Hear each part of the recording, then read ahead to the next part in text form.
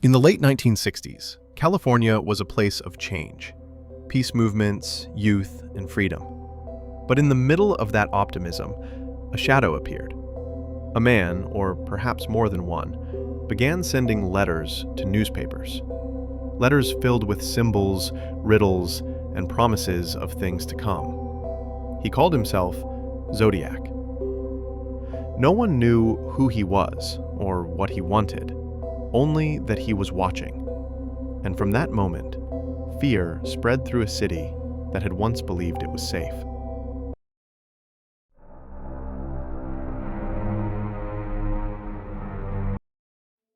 It began quietly, with no warning. In December of 1968, two teenagers were found dead on a remote stretch of road near Benicia, California. At the time, it seemed like a senseless tragedy, one of many crimes that would fade into the background of the 1960s. But just months later, another couple was attacked in a nearby town, and this time, the story would not end there. The man who claimed responsibility would make sure of it. In the summer of 1969, letters began arriving at local newspapers, the San Francisco Chronicle, the Examiner, and the Vallejo Times-Herald. Each envelope was addressed in a precise, deliberate hand. Inside were pages of writing, filled with arrogance, taunts, and coded messages. The writer claimed responsibility for several attacks and warned that there would be more. He demanded that the newspapers print his letters on the front page, or he would strike again. At first, editors thought it was a hoax.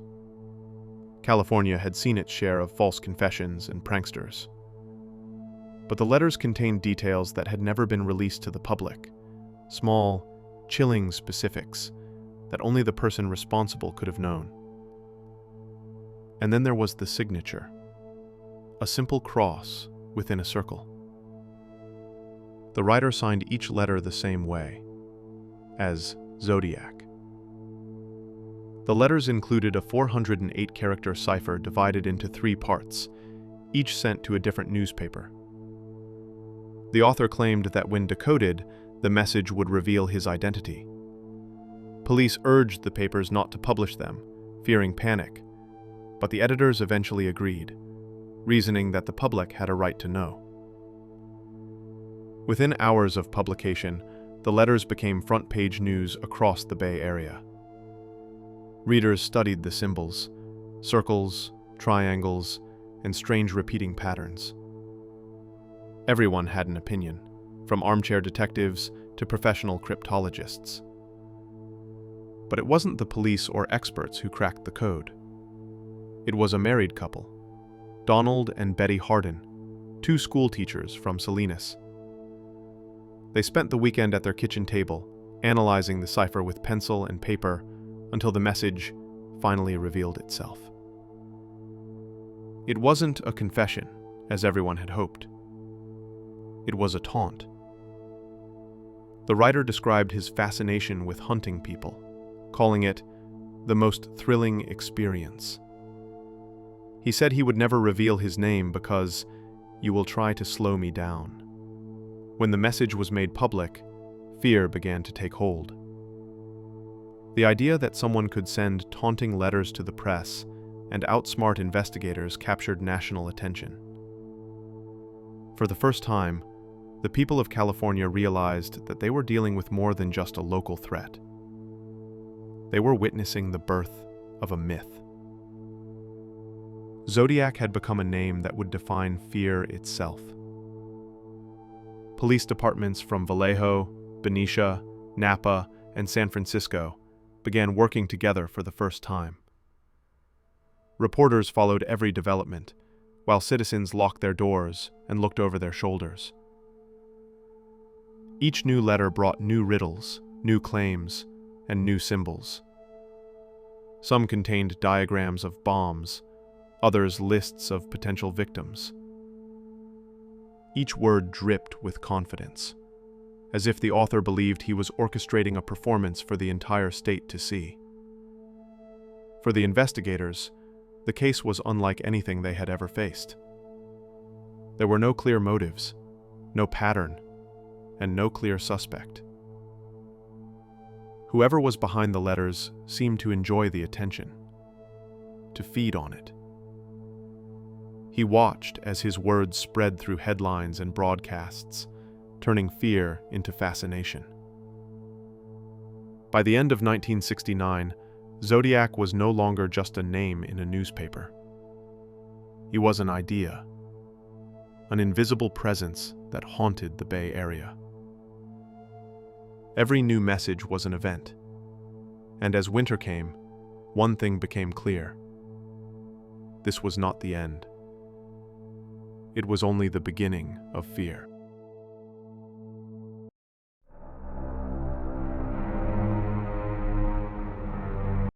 By late 1969, California had changed.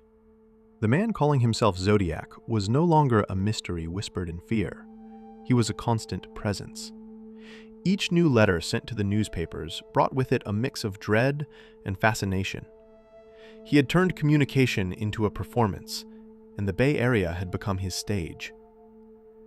After the first wave of letters, more incidents began to emerge, scattered across Northern California. In September 1969, a young couple was attacked near Lake Berryessa, a peaceful area north of Napa. The man survived, but his description added a new detail that would stay with investigators for decades. The attacker wore a strange hooded outfit, marked with the same circular cross symbol seen on the letters. The survivor recalled that the voice was calm, deliberate. The same unnerving composure reflected in every message Zodiac sent. 2 weeks later, another attack occurred in San Francisco. A taxi driver named Paul Stein was found dead in his cab, just a few blocks from the Presidio military base. When police arrived, they discovered something shocking. A fragment of Stein's shirt had been torn away. Days later, the San Francisco Chronicle received a new letter, and inside the envelope was that same piece of fabric. There was no longer any doubt. The man behind the letters was not only real, he was close. The Zodiac's correspondence grew bolder. He began referring to himself in the third person, describing his actions and mocking investigators for failing to find him. Each message opened the same way. "This is the Zodiac speaking." It became a phrase the public would never forget. He wrote as if he were an author narrating a story, controlling not only his actions, but the way the world perceived them.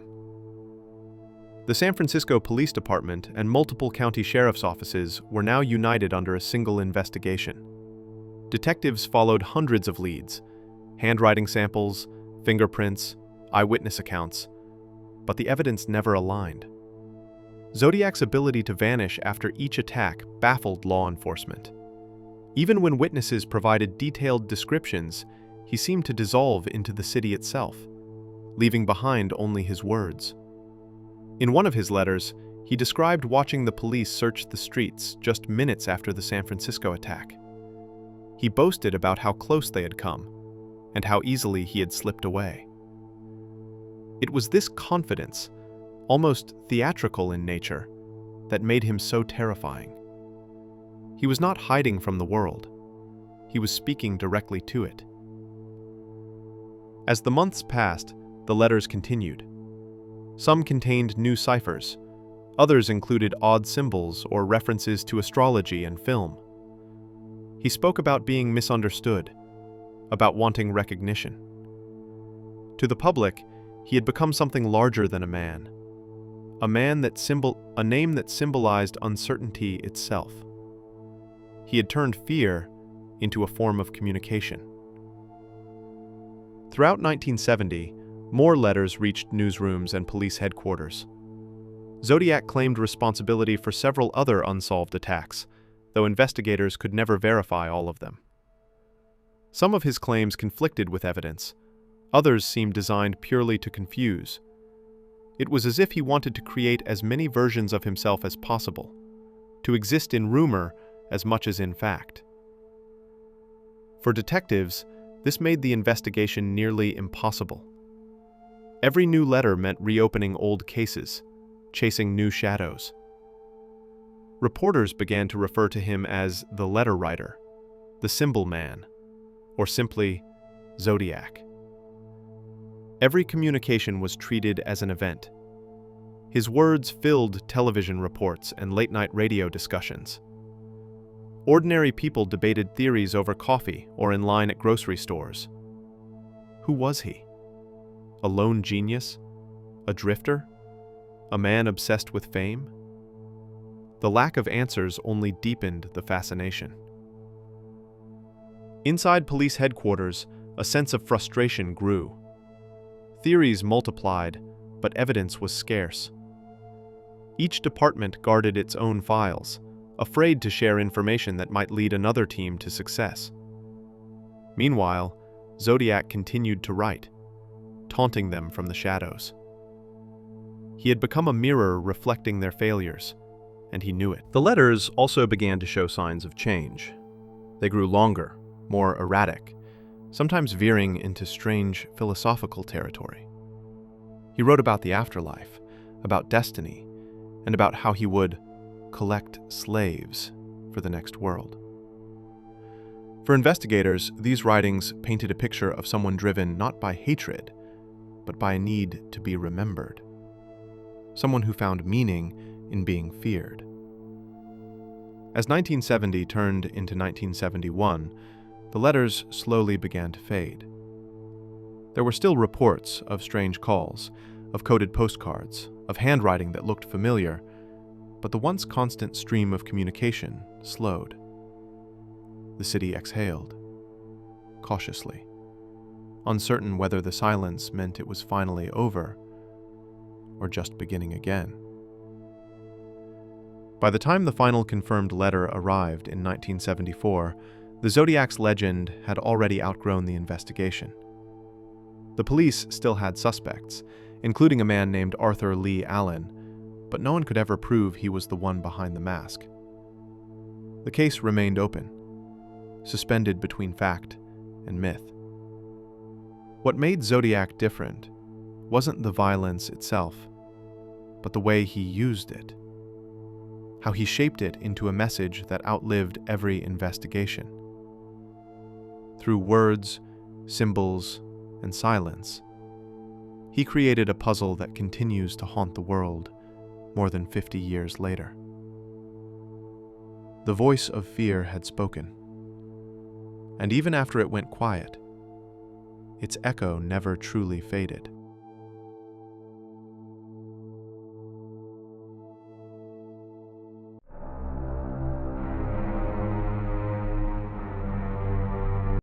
By the start of 1971, the trail of the man who called himself Zodiac was beginning to cool.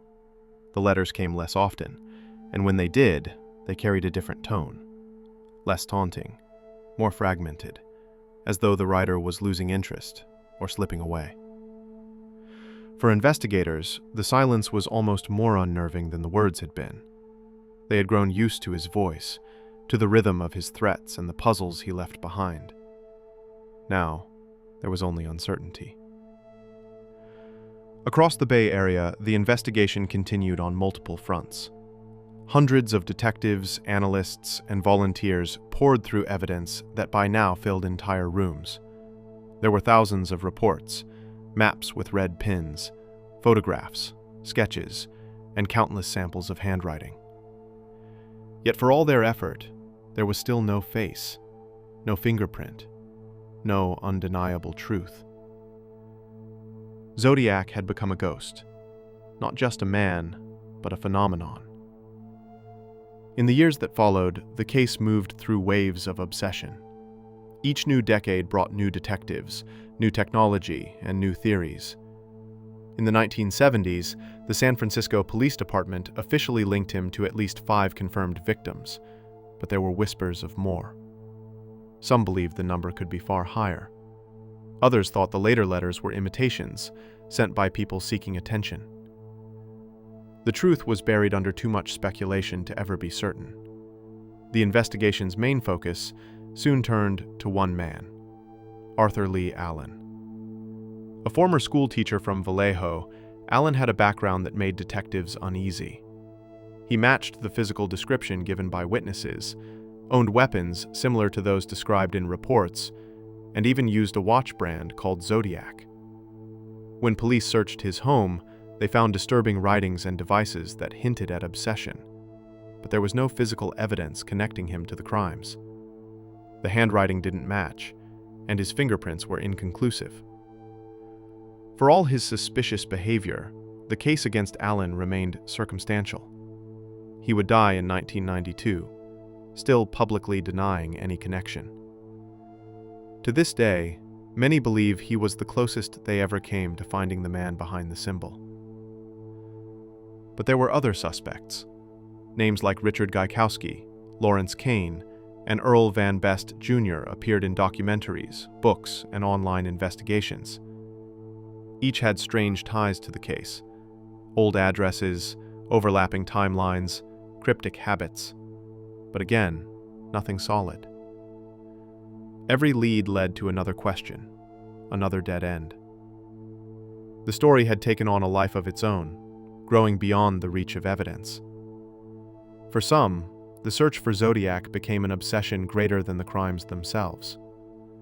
By the 1980s and 1990s, the myth had fully eclipsed the man.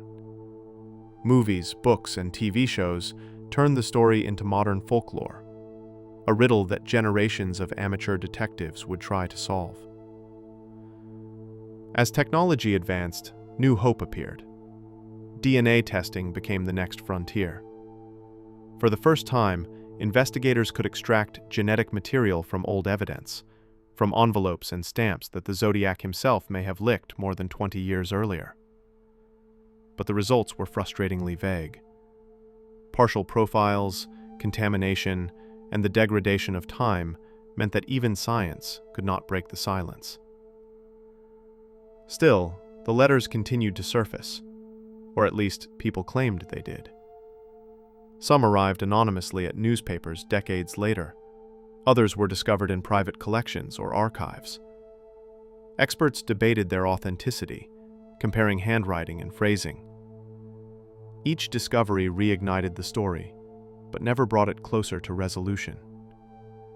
It was as if the Zodiac had designed his legacy to be unsolvable, an eternal puzzle that no one could fully complete. In 2007, renewed public interest followed the release of David Fincher's film Zodiac, which meticulously recreated the investigation and reignited curiosity around the case.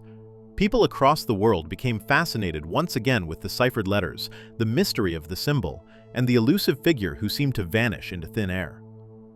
Online communities formed, sharing theories, decoding messages, and even interviewing relatives of old suspects. For a new generation, Zodiac was no longer just a criminal, he was a mystery to be solved. Then, in December 2020, a breakthrough made headlines worldwide. A team of private codebreakers, David Orenchak, Jarl Van Eyck, and Sam Blake, announced that they had finally cracked one of Zodiac's most famous unsolved ciphers, the 340-character code. It had taken more than 50 years, thousands of attempts, and the combined power of human intuition and computer algorithms. The decrypted message did not reveal a name, as many had hoped. Instead, it repeated the same cryptic tone that had haunted the case from the beginning: defiance, ego, and a cold satisfaction in being remembered. Even in translation, his voice was unmistakable. The FBI confirmed the solution, but admitted that the identity of the writer remained unknown. The code had been broken, but the mystery endured. For many, that outcome felt fitting. Zodiac's greatest success was never in his actions, but in how he managed to remain unsolved. He had turned anonymity into immortality. Today, the Zodiac case remains open in several jurisdictions. Files are revisited, DNA samples retested, and new leads occasionally surface, though none have ever led to closure. Each new generation of investigators faces the same puzzle and the same realization: that some mysteries refuse to die.